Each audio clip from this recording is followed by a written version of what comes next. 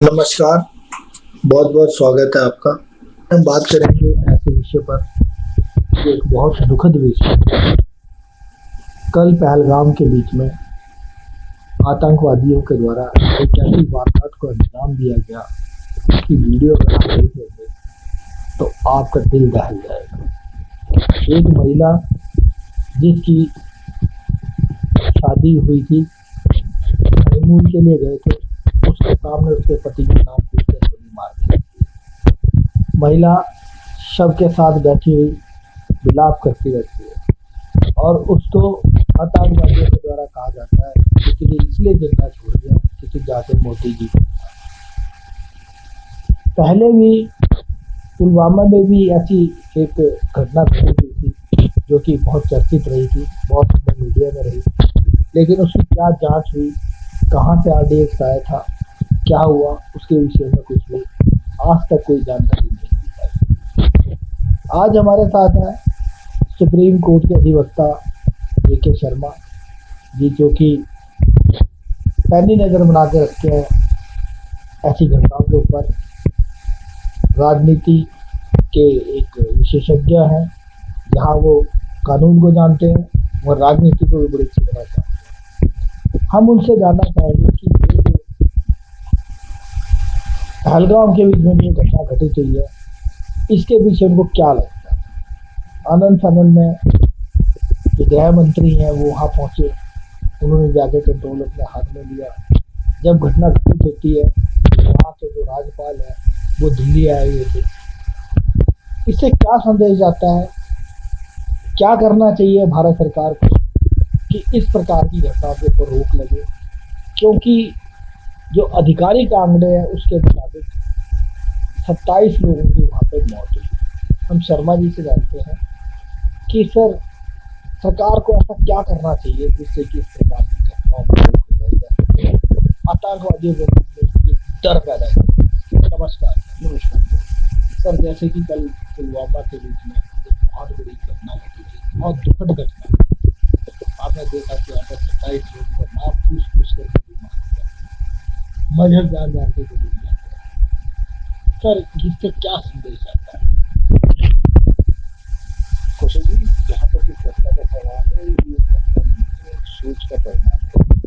कभी भी आदमी को सोच से होता है, क्योंकि कहते हैं विचार ही विषय को राज करते हैं, और जब इस तरह की सोच आती है तो इस तरह की जहाँ तक इस घटना का सवाल है, बड़ा निंदनीय, बड़ी विभत्स घटना है। आपको एक चीज सोचनी पड़ेगी। आपने एक समाज में, किसी का नाम लेकर नहीं कहना चाहता, लेकिन एक समाज, एक व्यक्ति विशेष को आप जब वो उसको आप बढ़ाना कभी नहीं चाहते, उसको हमेशा तो गलत रास्ते पे लेके चले जाओगे, तो इस तरह की घटनाओं को अंजाम होता रहेगा। जहाँ तक एक बात है। दूसरी बात है, इसके लिए कहीं ना कहीं आपको देखा है कि कश्मीर में जो स्थिति है, वो भी एक लोगों ने जो एक वहाँ पर एक वर्ग विशेष ऐसा है जो स्पॉन्सर्ड वर्ग विशेष है, जिसको जो है पाकिस्तान और दूसरी जो कंट्री है वो स्पॉन्सर करते हैं, तो वो एंटी नेशनल एक्टिविटीज में इन्वॉल्व रहता है। इसका एक ही कारण है कि वहाँ पर जो भी हमारे अधिकारी वर्ग है, जो सरकारी तंत्र है, उसको सख्ती से उसके साथ पेश आना चाहिए। और उसके ऊपर भी सरकार को इस तरह की घटना होती है जहाँ पर ये पाया जाता है कि सरकारी तंत्र फेल हुआ, उस सरकारी तंत्र के अगेंस्ट में सख्त एक्शन होना चाहिए। ये एक वहाँ पर एक्शन लिया जाना चाहिए था। बाकी अगर आप ये कहेंगे क्योंकि प्रायोजित घटनाएं होती हैं, ये एक स्पॉन्सर्ड घटनाएं होती हैं, तो इसको जो है, इसके लिए हमें एक नीति बना के रखनी पड़ेगी, जिसके लिए हमें तैयार रहना पड़ेगा। सर, आपको नहीं लगता कि जैसे कि हमारी वहाँ पर इंटेलिजेंस है जी, धारा 370 में से आर्टिकल 35 में हटा दिया गया। हाँ। वहाँ के जो हमारी इंटेलिजेंस है, क्या ये उसका फेलियर नहीं है? क्या उसको पता नहीं लगा कि इतनी बड़ी घटना को अंजाम देने जा रहे हैं? देखिए, जब 4 आदमी, देखिए इतने बड़े देश में जहाँ पर जो जितनी बड़ी, मैं इस बात से सहमति नहीं रखता हूँ कि इंटेलिजेंस का फेलियर है। ये कोई ऐसी घटना नहीं है। देखिए, इंटेलिजेंस क्या होती है?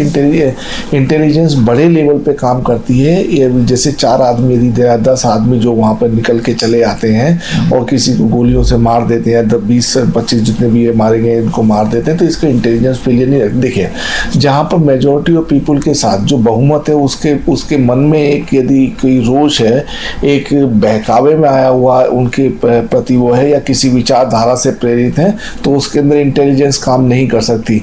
इंटेलिजेंस काम कहाँ करती? जैसे पाकिस्तान से कोई बड़ा अटैक होना है, कोई इन्फिल्ट्रेशन होनी है, इस तरह के कामों में इंटेलिजेंस काम करती है। अब जो उनके साथ ही रहने वाले हैं अगर वही इस तरह के काम करेंगे तो इंटेलिजेंस क्या काम करेगी? कहा जा सकता है कि इंटेलिजेंस फेलियर हो सकती है, बट मैं नहीं समझता कि इस तरह के, क्योंकि नहीं, ये कोई ऐसी चीज नहीं है जहाँ पर तोप तलवार लेके बड़े हथियारों को लेके घुसे थे तो इंटेलिजेंस फेलियर हो गई। एक जनरल वे में जहाँ पर आते हैं छोटे छोटे हथियार जो होते हैं, चाहे स्टेन गन हो चाहे बंदूक हो, कहीं से भी अरेंज किए जा सकते हैं। तो इस तरह के हथियारों से जो है अगर कभी भी कोई अटैक होता है तो आप देखिएगा, जैसे आपको एक दूसरे एग्जाम्पल से बताता हूँ, जैसे क्या होता है कि कहीं पर जो है आपने देखा होगा गाँव में भी जो है एक पक्ष दूसरे पक्ष से लड़ता तो दबा के गोलियां चलती हैं, तो वहाँ पे थोड़ी कि इंटेलिजेंस फेलियर हुई। बट ये एक जरूर चीज़ है, एक विचारधारा जिसको ये पनपा रहे हैं, चाहे वहाँ हो या चाहे यहाँ हो, ये बड़ी एक गलत चीज़ है। ये विचारधारा का परिणाम है, ना कि किसी और चीज़। सर आपको नहीं लगता कि जैसे कि भी वक्फ बोर्ड के ऊपर एक कानून आया जी, उसको लेके आया, एक बिल आया जिसको पास हुआ, पारित हुआ, कानून बना, तो ये उसका आपको तो नहीं, ऐसा तो नहीं लगता कि उसका रिएक्शन है? देखिए ये एक रिएक्शन, इसका मैं ज़्यादा नहीं कह सकता इसके बारे में, लेकिन हाँ एक गलत सेंटिमेंट्स तो जो है किसी भी चीज़ के, देखिए जितना मैंने वक्फ बोर्ड के ऊपर मैंने बहुत बोला है, कई बार इंटरव्यू में बोला है, वक्फ बोर्ड जितना दुरुपयोग किसी भी चीज़ का नहीं है। उसका कारण क्या होता है कि फॉर एग्जांपल मैं उदाहरण के तौर पर बताता हूँ, यदि हम किसी मकान को बनाते हैं और वो मकान आपको आश्रय न दे पाए, वो मकान आपको सर्दी गर्मी बरसात से ना बचा पाए, तो वो मकान तर्कहीन हो जाता है। इसी तरह वक्फ बोर्ड था। वक्फ बोर्ड जो है एक रोटी सेकने का तरीका हो सकता है, इधर के हैं उधर के हों, दोनों के लिए लाभ की विषय वस्तु हो सकती है, लेकिन वो अपनी महत्ता खो चुका है। आज इन्होंने वक्फ बोर्ड को जीवित कर दिया, वरना आप पूछिएगा जितने भी 95% तो विपक्ष या पक्ष के जो आदमी उसके ऊपर कुछ समझ में नहीं आया। उन्होंने तो केवल एक मेकशिफ्ट जो एक रटे रटाए जो अपने स्लोगन्स होते वो बोले, और ना उन्होंने कोई विरोध किया, ना इसकी उपयोगिता बताई, ना इसकी अनुपयोगिता बताई। तो वो एक बस हाँ लोगों में रोष जरूर हो गया। आप देखिए ना सड़क के ऊपर अनपढ़ आदमी जो पंचर लगा रहे हैं, जो बिल्कुल खाने को जिनको लाले नहीं है, वो वक्फ के ऊपर ज्ञान दे रहे हैं, तो उनको क्या पता, उनसे पूछिए वक्फ क्या होता है। तो मैं 100% पता, मैं बड़ी निश्चिंतता के साथ और बड़े आश्वासन के साथ आपको बताता हूँ कि उनमें से कोई कुछ भी नहीं बता पाएगा। ये आप उनसे ये भी पूछिए कि आप देखते हैं टीवी पे पब्लिक की राय ली जाती है, उनमें से पूछिए कि आप में से कितने लोगों को वक्फ का फायदा हुआ, क्या वक्फ क्या है, वक्फ का पहला वर्ड बता दे कि कहाँ से ड्राइव होता है, तो मैं मान जाऊँ। तो ये चलता है, इसका भी एक कारण हो सकता है कि वहाँ पे रोष हो रखा है। सर जैसे कि अभी आपने देखा कि भारतीय जनता पार्टी के सांसद हैं निशांत दुबे जी, उन्होंने भी वक्फ बोर्ड के ऊपर जो ये आया है कानून आया है, इसको लेकर जब जो सुप्रीम कोर्ट के बीच में उसके ऊपर समीक्षा शुरू हुई जी, तो उसको लेकर उन्होंने एक बड़ा एक विवादित बयान दिया कि पार्लियामेंट को बंद कर देना चाहिए अगर कानून सुप्रीम कोर्ट में ही बनने हैं, जबकि सुप्रीम कोर्ट में कानून बनता नहीं है। आर्टिकल 142 के मुताबिक उसमें समीक्षा होती है। तो क्या जो इस प्रकार के बयान आ रहे हैं इनका भी असर पड़ रहा है? नहीं, देखिए इन बयानों का असर तो जब पड़ता है कोई समझेगा तो असर पड़ेगा इनका। एक चीज़, जहाँ तक दुबे साहब का सवाल है, दुबे साहब ने कुछ, देखिए दुबे साहब ने जो प्रश्न उठाए हैं वो मैं नहीं समझता कि वो ज़्यादा तर्कसंगत हैं, क्योंकि क्या है, जो शिल्पीकार थे हमारे संसद के, जो जिन्होंने हमारे इसके संविधान के जो शिल्पीकार थे स्पेशली डॉक्टर अम्बेडकर, उनको पता था, उन्होंने ये सब सोच समझ के इस संविधान को बनाया था कि उन्होंने उन अत्याचारी राजाओं का जो है शासन देखा था, उन जमींदारों का शासन देखा था, उन मुगलों का शासन देखा था, अंग्रेजों का दमन देखा था उन्होंने। तो उसको देख के ही इन्होंने इस संसद इसकी संविधान की जो है उन्होंने स्थापना की, संविधान को बनाया था, निर्मित किया था। और वो इस बात से भली भांति वाकिफ थे कि एक समय ऐसा आएगा कि जब इसको कुचलने की कोशिश की जाएगी, तो उन्होंने उसके ऊपर चेक एंड बैलेंस की थ्योरी अपनाई कि रोकम चीज़ें, जैसा आपने बिल्कुल सही कहा। हम जब जूरिस्प्रूडेंस में, जब छात्र के रूप में जब जूरिस्प्रूडेंस में पढ़ते थे, तो उसमें सोर्सेज ऑफ लॉ बताए जाते थे, जिसको स्कूल्स ऑफ लॉ या सोर्सेज ऑफ लॉ बताए जाते थे, जिसके अंदर क्या होता था कि सुप्रीम कोर्ट भी एक कानून का सोर्स होता है। आप पूछेंगे कैसे, तो मैं बताता हूँ। जैसे पार्लियामेंट जो होती है, जो बिल्कुल ठीक है कि पार्लियामेंट का काम कानून बनाना होता है, लेकिन पार्लियामेंट में हमारे यहाँ संविधान की सबसे बड़ी खूबसूरती क्या है कि कोई भी चीज ऑटोनोमस नहीं हो सकती है, कोई भी चीज स्वयंभू नहीं हो सकती है, उसके ऊपर किसी ना किसी की निगरानी रहेगी। अगर पार्लियामेंट ने कोई संविधान, कोई लॉ बनाया है, कोई कानून पारित किया है, चाहे मेजोरिटी से किया है, चाहे महामहिम के हस्ताक्षर के साथ किया, सुप्रीम कोर्ट को पूरी पावर है उसको अल्ट्रा वायरस डिक्लेयर करने की या उसको देखने की कि भाई इसमें क्या है, उसका इंटरप्रेट करने की, उसके भाषा को समझाने की कि इसका ये मतलब था, कि ये मतलब था, वो समझाने के लिए उसको पूरी तरह स्वतंत्र है। तो ये जो कह देना है कि पार्लियामेंट को बंद कर दो, सुप्रीम कोर्ट 100% सुप्रीम है, 100% सुप्रीम है, और पार्लियामेंट की अपनी अलग महत्ता है, सुप्रीम कोर्ट की अपनी अलग महत्ता है, और यही हमारे संविधान की खूबी है।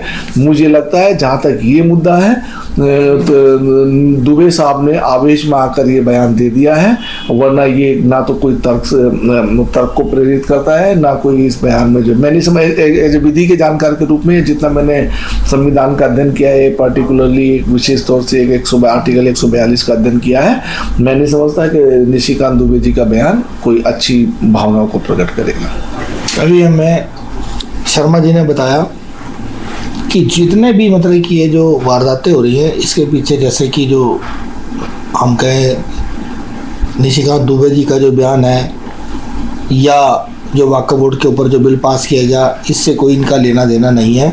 ये जो लोग होते हैं जो इस प्रकार की वारदात को अंजाम देते हैं, इनका कोई धर्म नहीं होता, इनकी कोई जाति नहीं होती। ये लोग जो होते हैं एक मानसिक बीमारी से पीड़ित होते हैं, जिसकी वजह से इस प्रकार की घटनाओं को अंजाम देते हैं। अपने सहयोगी कैमरामैन विमल चौहान के साथ हरिंदर कौशल, दिल्ली।